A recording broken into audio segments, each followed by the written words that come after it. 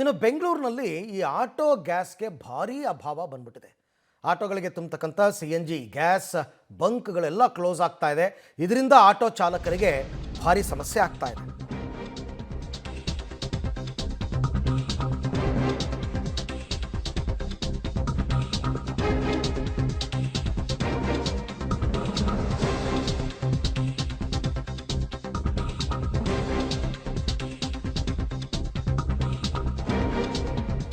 ಬೆಂಗಳೂರಿನಲ್ಲಿ auto gas ಸಿಗದೆ auto ಚಾಲಕರು ಕಂಗಾಲಾಗ್ಬಿಟ್ಟಿದ್ದಾರೆ. ಬೆಂಗಳೂರಿನ ಬಹುತೇಕ ಬಂಕ್ಗಳಿಗೆ ಗ್ಯಾಸ್ ಸಪ್ಲೈ ಆಗ್ತಾ ಇಲ್ಲ. ಎಲ್ಲ ಕಡೆಯಲ್ಲೂ ಕೂಡ ನೋ ಸ್ಟಾಕ್ ಬೋರ್ಡನ್ನು ಹಾಕ್ತಾ ಇದ್ದಾರೆ. ಹಾಗಾಗಿ ಆಟೋ ಚಾಲಕರು ಕಂಗಾಲಾಗ್ತಾ ಇದ್ದಾರೆ. ಗ್ಯಾಸ್ಗಾಗಿ ಪರದಾಡ್ತಾ ಇದ್ದಾರೆ. ಅವ್ರ ಜೀವನನೇ ಆಟೋ ಓಡಿಸೇ ಜೀವನ ಮಾಡಬೇಕು. ಅವ್ರು ಹೇಳ್ತಾರೆ, ಎಲ್ಲ ನೆಟ್ಟಿಗಿದ್ರೇ ಒಂದಿನಕ್ಕೆ 1000 ರೂಪಾಯಿ 1200 ರೂಪಾಯಿ ತನಕ ದುಡಿತೀವಿ. ಅದರಲ್ಲಿ ಗ್ಯಾಸ್ ಖರ್ಚೆಲ್ಲ ಕಳೆದ ಒಂದು 500-600 ರೂಪಾಯಿ ಉಳಿಯುತ್ತೆ. ಈಗ ಅದೂ ಇಲ್ಲ.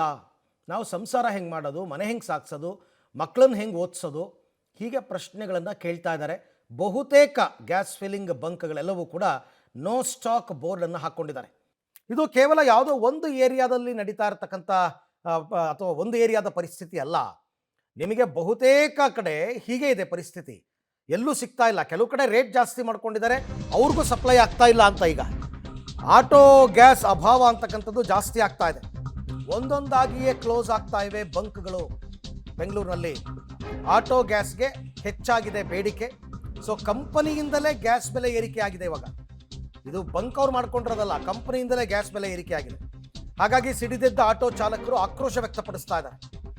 RMC ಯಾರ್ಡ್ ಬಳಿ ಗ್ಯಾಸ್ ಬಂಕ್ನಲ್ಲೂ ಕೂಡ ಈ ಥರ ಗಲಾಟೆ ಮಾಡ್ಕೊಂಡಿದ್ದಾರೆ. ಬಂಕ್ ಸಿಬ್ಬಂದಿ ಜೊತೆ ಆಟೋ ಚಾಲಕರು ಕಿರಿಕ್ ಮಾಡ್ತಾ ಇದ್ದಾರೆ. ನಮ್ಗೆ ಆಟೋ ಗ್ಯಾಸ್ ಕೊಡಿ, ಗ್ಯಾಸ್ ಸಪ್ಲೈ ಆಗ್ತಾ ಇಲ್ಲ ಅಂತಂದರೆ ಅದಕ್ಕೆ ಕೊಡ್ಬೇಕು, ನೀವು ಹೇಗಾದರೂ ಮಾಡಿ ಅಂತ. ಪಾಪ ಅವರು ಸಪ್ಲೈ ಆಗಲಿಲ್ಲ ಅಂದರೆ ಅವ್ರ ತಾನೇ ಹೆಂಗೆ ಕೊಡೋಕ್ಕೆ ಸಾಧ್ಯ? ರೇಟ್ ಜಾಸ್ತಿ ಮಾಡ್ಕೊಂಡಿರೋದಕ್ಕೂ ಕೂಡ ಆಟೋ ಚಾಲಕರು ಕಿರಿಕ್ ಮಾಡಿದ್ದಾರೆ.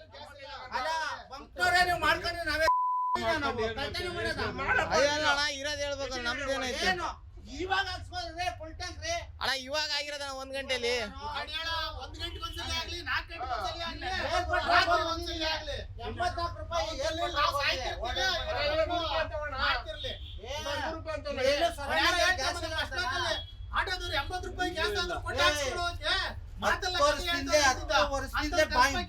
ಚಿಂತೆ ಮಾಡಿರೋದು ಆಟೋದ